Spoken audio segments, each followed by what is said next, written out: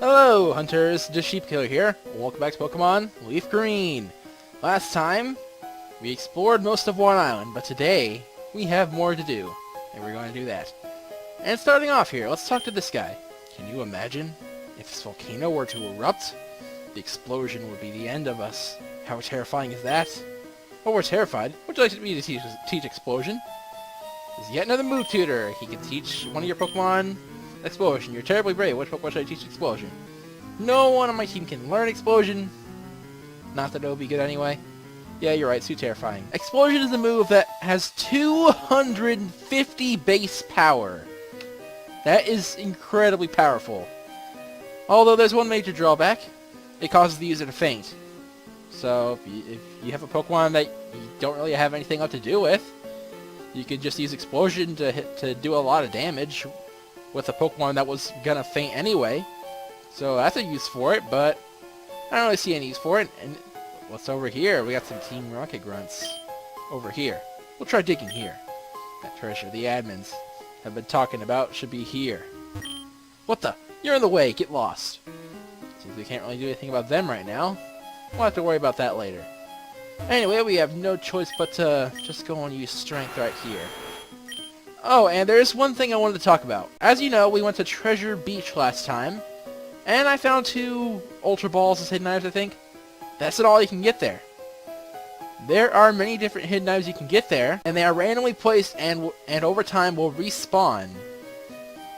So yeah, those are just the random hidden items I got at the time I visited there, but you can get any hidden items there. They'll respawn over time. So I guess you could frequently go back to Treasure Beach whenever you want and always get items. I don't think there's any other case of hidden items respawning in this game, so that's pretty cool. You know how caves form inside volcanoes? I don't know. But yeah, I don't think there's any other case of that in this game, so that is pretty interesting. We got a Pokemon Ranger here. Don't think we've seen that trainer class at this point, but you just have Bellsprout, nothing new. Pokemon Ranger Beth is defeated. Acha! You're shockingly good. Speaking of shocking, I need to heal Bolt real quick. It's a good thing that Ember Spa is pretty close, otherwise I would not... I would not be doing that well.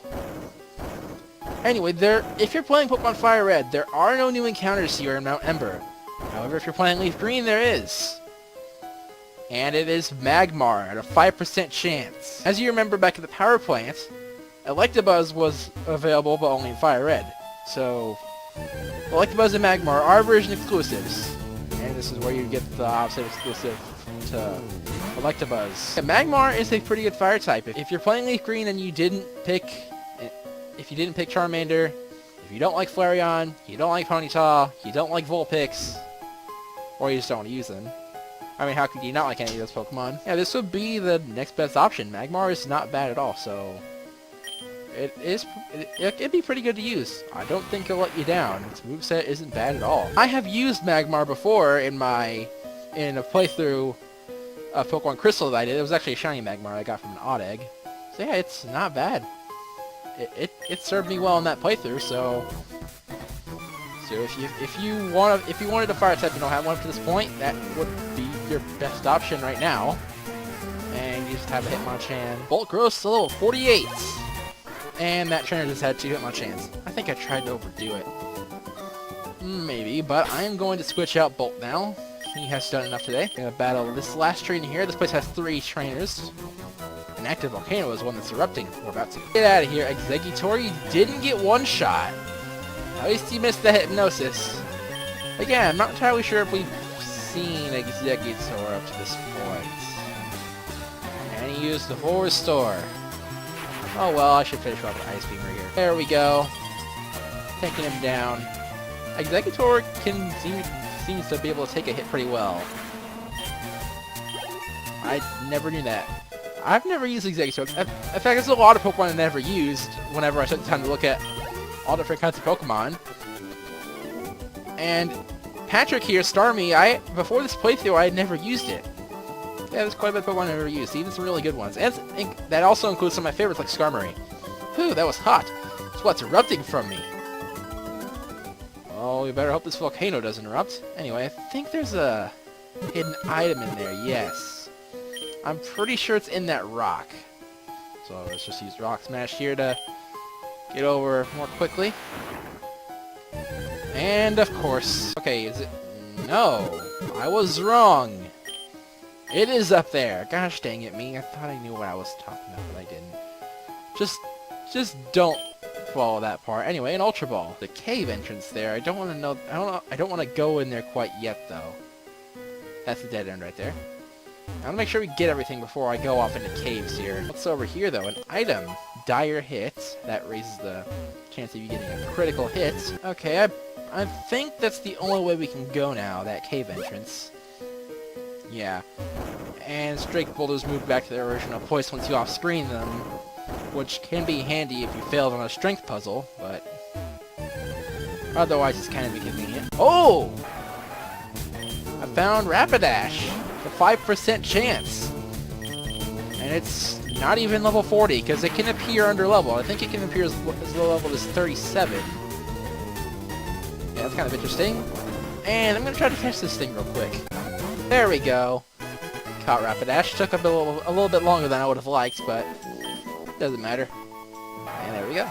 Very competitive. This Pokemon will chase anything that moves fast in the hopes of racing it. Yeah, Rapidash is pretty fast. Okay, looks like this cave is the only place we can go to right now. I didn't look up encounters in the cave area, but I don't think there's anything new. In fact, it might be just more of the same. Or it could just be Machop and maybe some Geodudes, which that is more of the same, actually. Okay, let's go further into the caves here. Oh, you can find Machop's evolution Machoke here as well. I really didn't look into the encounters here, because otherwise I would have known this. I guess I'm going to try to catch you real quick. Hey, we paralyzed you with Thunder Wave. Nice. There we go. Machoke was caught. Nice. Now what's your Pokedex entry, sir? Its muscular body is so powerful, it must wear a power save belt to be able to regulate its motions. Okay, I just looked it up.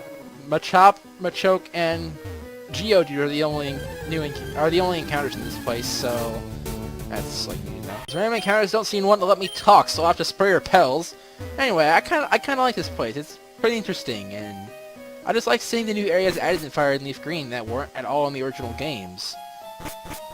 And Mount Ember, it's not a frustrating dungeon to explore at all, so I kind of like it. And there is one hidden item in this part, so I think it's a bit higher up. But yeah, we'll want to find that.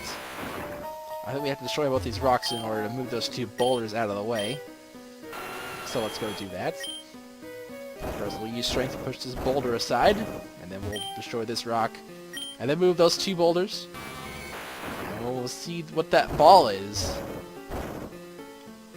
Okay, here we go. Firestone! Okay, now what's over here? We found a Firestone over there, so what's going to be over here? It's an Ultra Ball. And I think there's a hidden item right here. Yes. And if I'm not mistaken, it's another Firestone. Yes! And now I'm pretty sure the rest of the items of Mount Ember are all up here. Here we go. To the summit we go. And now we have more strength puzzles to do. They're not that bad, though.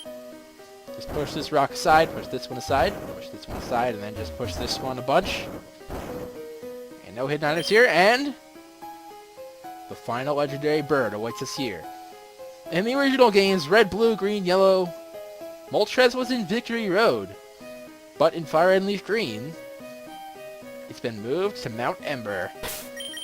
And like always, you want to save before fighting this thing. Actually, I want to have bolts up front before we do anything, so I can paralyze it. Anyway, yeah, you want to save, so I'll go ahead and do that real quick. Yow!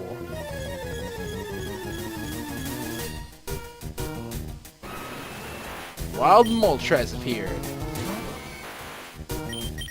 And we're gonna go straight for the Thunder Wave. No playing around here. Moltres is level 50, much like the other legendary birds, and it knows Flamethrower. That can pack a punch, so you want to be careful. Looks like we took that just fine, though. I don't want to risk one-shotting it with Thunderbolt, even though I can just reset. So I'm just going to use Brick Break until Moltres faints Bolt, because Bolt has no more use after that Moltres is already nice and paralyzed. And Fire Spin is a move that traps you and does a little bit of damage until you're freed from it. You can't switch out from the battle if you're stuck in Fire Spin, much like with Whirlpool and Clamp and Wrap. and bind, other moves like that. And yeah, Bolt goes down. Not that I really care. I plan for him to go down anyway. And I guess we can use Doug. I'm gonna try Mimic. I don't... Oh yeah, he used Flamethrower last, so Mimic's not really gonna work. I guess we could copy Fire Spin, why not? I mean, Fire Spin isn't really a good move. Its accuracy isn't that great, its base power is pretty low. Yeah, get a bit of damage in every turn with that Fire Spin. And dude, don't use Fire Spin. Don't use any fire moves. It's just gonna make Doug's fire moves stronger. And he goes for Endure there. If you were lowered to 1 HP, you would end up going down from the Fire Spin, so I don't know why you're really using Endure there. That's another move you can use, and if you can predict it to use Endure, you can use a move that would otherwise one-shot it. And then bring it down to 1 HP. So that's pretty nice. I don't really want to take risks, though. Yeah, this Moltres is taking forever to bring down to 1 HP, though. I'm not really liking it. Let's switch over to King. I mean, he might one-shot King if he gets the Flamethrower off. And if the Pokemon that used Fire Spin or any other move like that is switched from the battle, the Pokemon that was being hit by it is automatically freed from it. So he won't be taking damage every turn now from the Fire Spin. And his fourth move is Agility, so we've seen his 4 moves already. Endure, Agility, Flamethrower, and Fire Spin. And one more cut should do the trick. Endure has priority. It'll always go first, even when his speed is cut in half for Paralysis. And there's the Flamethrower. That nearly one-shots us. Not quite, though. But we got Moltres nice and low. Hopefully he doesn't take as long as Zapdos and we can catch it quickly. I would love that. Of course, that's not going to happen, though, since when am I lucky against these legendaries? Never, I tell you. Anyway, Ultra Ball. Nope, not going to happen. Keeps using Agility. It's not going to do you any good, though. I mean, you could Faint King from one other attack, but the speed up still isn't going to help you, because I'm just throwing Ultra Balls at you at this point. And there's another Agility. I think his speed is maxed out now. Well, as high up as it can go.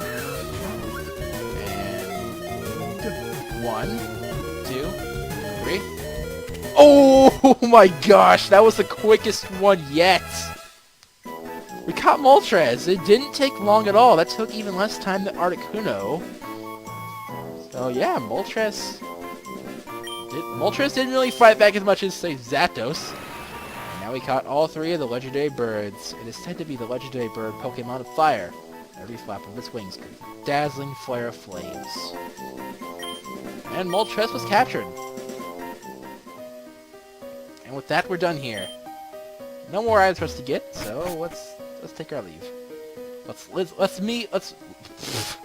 If I could talk, let's leave Mount Ember. That ledge we saw before, it's a quick way down from after you catch Moltres.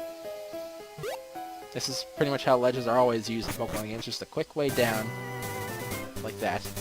And with that, we're done. And we can fly back to the Pokemon Center now if we want to. And I do want to. And now to get the menus correctly. There we go.